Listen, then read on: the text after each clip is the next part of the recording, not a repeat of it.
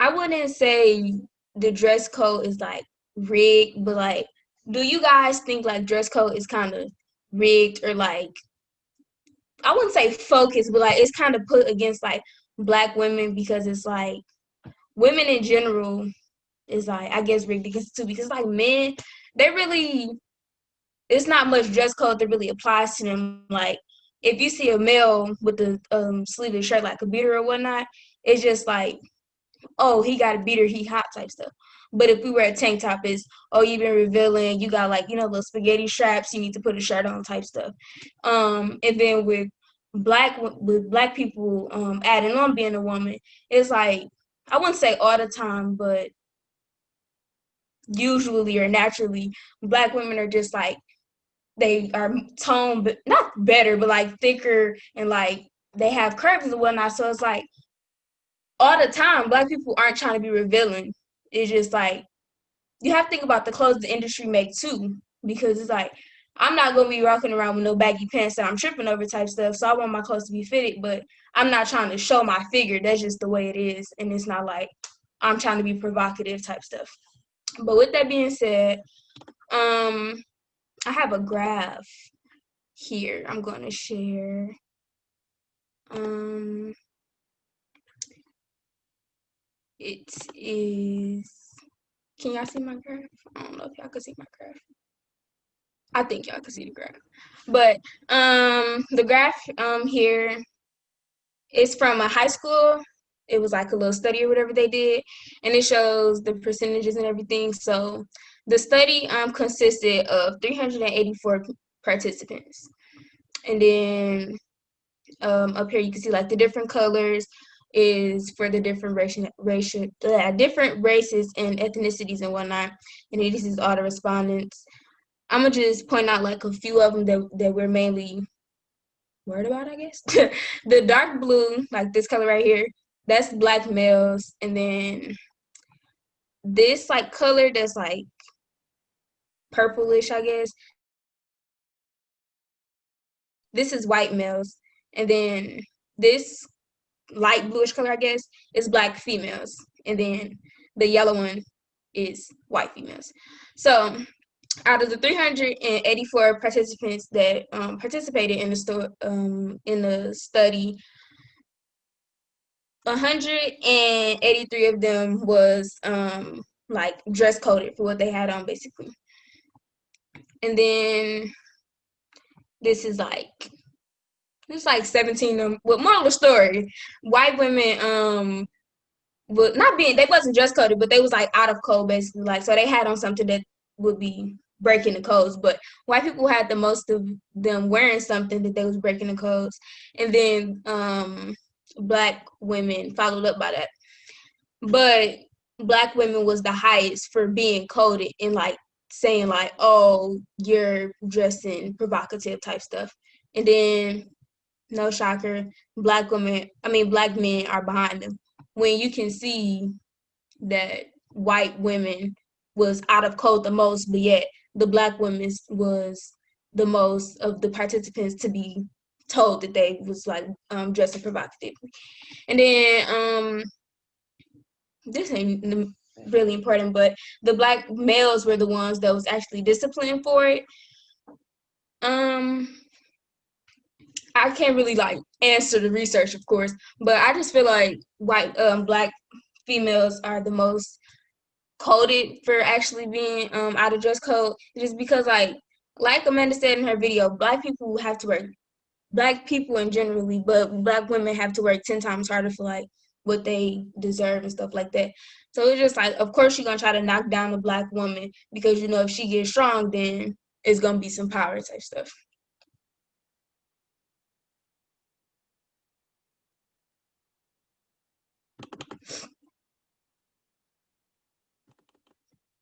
I'm trying to stop sharing. I'm sorry.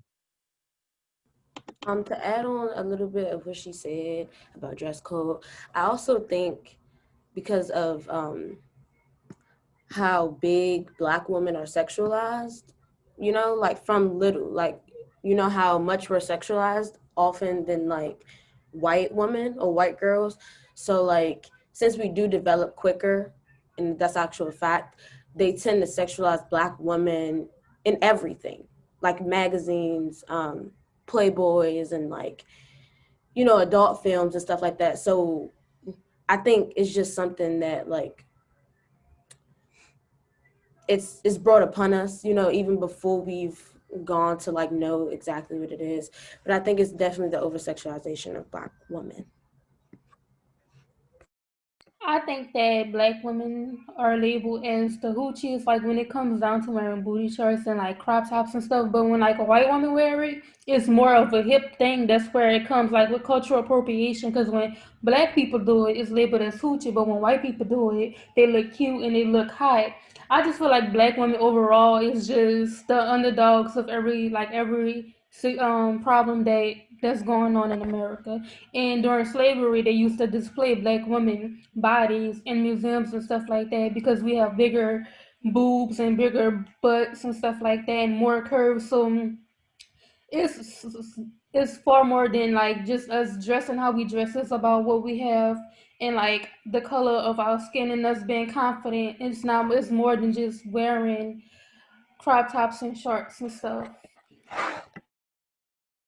I agree, and I feel like it's probably because we live in a patriarchal society, so like men get to decide what's bad and what's good. Like if a woman wears this, then she's too grown, and that's why children get sexualized at a young age because they're like, oh, like she shouldn't be flat ironing her hair, or she shouldn't be wearing this around a man because of the type of society that we live in, and the fact that men basically get to decide like what's right and what's wrong. Yeah, I agree. It takes a like how you guys, Jasmine had said, like how you have to watch what you wear around people. Well, Jasmine and Des said that you have to watch what you wear around people because that would be, people will read what you wear and that will automatically be your stereotype, if that makes sense. Like a Black girl can walk into a party and have on shorts and have on a little crop top like Jasmine said, and a white woman can do the same thing. But us being young Black women having a little bit more curves and a little bit more oomph in our bodies, people will look at it like, oh, she might be easy. And that mostly will not be the case. Like, you just going out having fun with your girls, and then for people to read you like, oh, she's easy because of what she's wearing. And I think people need to change their viewpoint on that too. Like, just because I wear shorts and a crop top doesn't mean that I want you to read me the way you're reading me. Like, there's more to me than just crop top and shorts. So I highly agree because I feel like black women as a whole, we could do everything, and I think that's what like they hate. They hate that we could switch up our styles and like be multiple, wear multiple things but as we still get labeled as ghetto hoochie or whatever by just that one style. Okay, next I'd like to talk about, but my main thing is I want to ask this: do y'all feel like that Black women's mental health is underlooked? Yes. absolutely.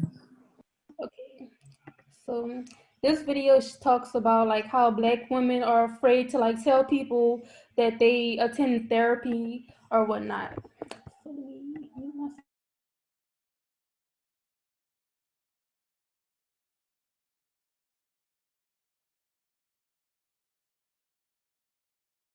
Break through that though? What made you finally say, even though there may be lots of things telling me don't try it, I'm going to go ahead and try it? Well, the hospital actually suggested that I go to therapy. And first I was like, no, I got it. I'm good.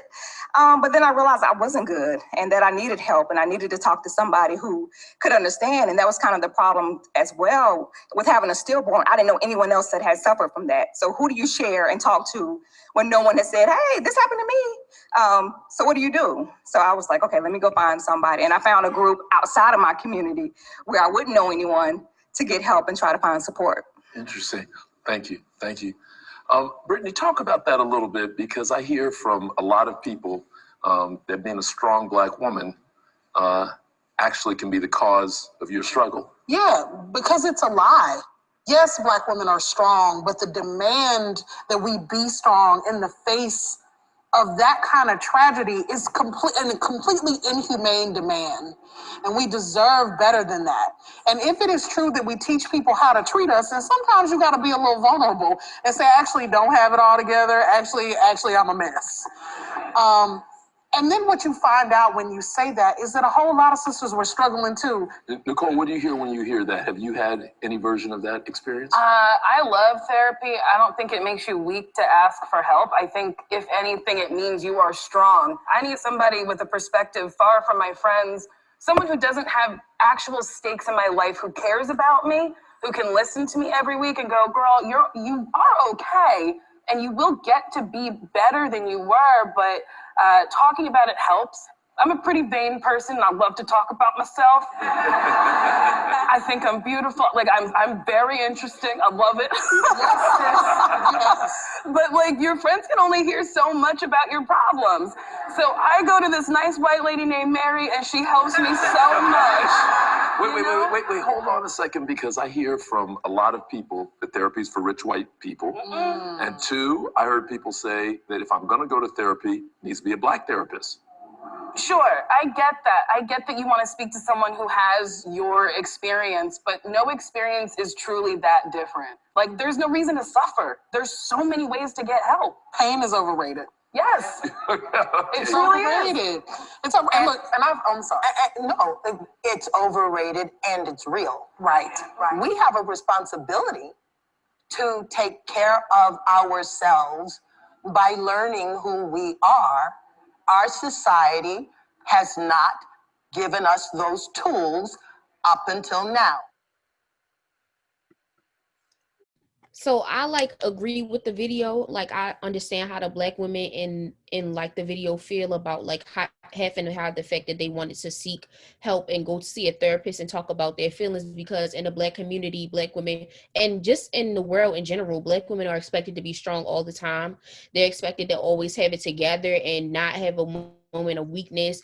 And like, we're not allowed, like, mental illness for Black women is intolerable. Weakness for Black women is intolerable. Like, we can't have a weak moment. We can't cry. We can't be upset. Like, we always have to keep moving forward because we have to think about other people and we can't think about ourselves. And I feel like that in itself is destructive to Black women, because that causes us to neglect our own mental health and make things get worse. And I can relate to that because I know how it feels. Like, I know how it feels to have to like push your feelings to the side, or like not think about like what you're going through because you're thinking about the other people around you and like what other people are going to think of you, and just like how you have to be strong for other people around you instead of like catering to your own needs. I agree. I feel like that if a Black person go to therapy, it's like, oh, they got something wrong with them, and like, it's not no one thing is about like a million and one things. And I feel like that people as a whole don't feel like Black women as in general don't feel pain at all, and like they can't express themselves, and that like when your parents like, oh, what goes on in the house stays around in your house. And I just feel like that builds on to mental illness too. And I feel like Black women and Black girls take initiative to that more, because their parents be like, oh, you can't tell nobody what's going on in this house. And I just feel like that builds up on mental health, like depression, anxiety. I just feel like it gives people anxiety. I feel like Black girls should feel safe in their own homes, and I feel like they should be able to talk to their parents and their mothers or whatever about things that's going on with them. And I just feel like that, this off topic, I just feel like Black parents as a whole should feel like their child could sit down and talk to them without them being all types of rude and evil and trying to mistreat them or whatever. And that's all I have to say about that. I agree. Not everyone knows, like when he was saying, raise your hand if you go to therapy or been to therapy or something like that. That kind of hit home to me because I used to go to therapy. Like, not everyone knows that I had a really, really bad situation that happened to me. And it took me a while to try to be comfortable with who I was talking